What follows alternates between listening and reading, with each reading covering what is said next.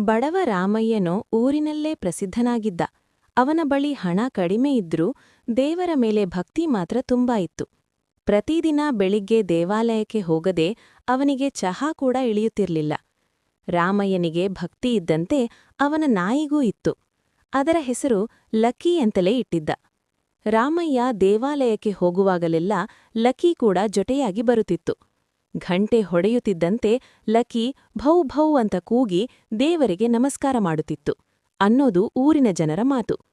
ಒಮ್ಮೆ ಪೂಜೆ ಸಮಯದಲ್ಲಿ ಪ್ರಸಾದ ಹಂಚುವಾಗ ಲಕ್ಕಿ ಸಾಲಿನಲ್ಲಿ ಕುಳಿತುಕೊಂಡು ಶಾಂತವಾಗಿ ಕಾಯಿತು.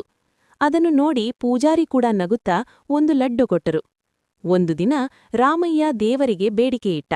ದೇವರೇ, ನನಗೆ ಒಳ್ಳೆಯ ದಿನ ಬರಲಿ. ಅದಕ್ಕೆ ಲಕ್ಕಿ ಕೂಡ ದೇವರ ಮುಂದೆ ಕುಳಿತು ಕಣ್ಣು ಮುಚ್ಚಿಕೊಂಡು ಪ್ರಾರ್ಥನೆ ಮಾಡುತ್ತಿರುವಂತೆ ನಟಿಸಿತು. ಅಷ್ಟರಲ್ಲಿ ರಾಮಯ್ಯನ ಜೇಬಿನಿಂದ ಉಳಿದಿದ್ದ ಒಂದು ನಾಣ್ಯ ಕೆಳಗೆ ಬಿದ್ದಿತು. ಲಕ್ಕಿ ಅದನ್ನು ತೆಗೆದುಕೊಂಡು ದೇವರ ಮುಂದೆ ಇಟ್ಟಿತು. ಜನರೆಲ್ಲ ನಗುತ್ತಾ ಹೇಳಿದ್ರು, ರಾಮಯ್ಯ, ನಿಮ್ಮ ಲಕ್ಕಿ ನಿಮಗಿಂತ ಭಕ್ತನಂತೆ. ಆ ದಿನ ರಾಮಯ್ಯನಿಗೆ ಹಣ ಬರಲಿಲ್ಲ, ಆದರೆ ನಗು ಮತ್ತು ಸಂತೋಷ ಮಾತ್ರ ತುಂಬಿ ತುಳುಕಿತು.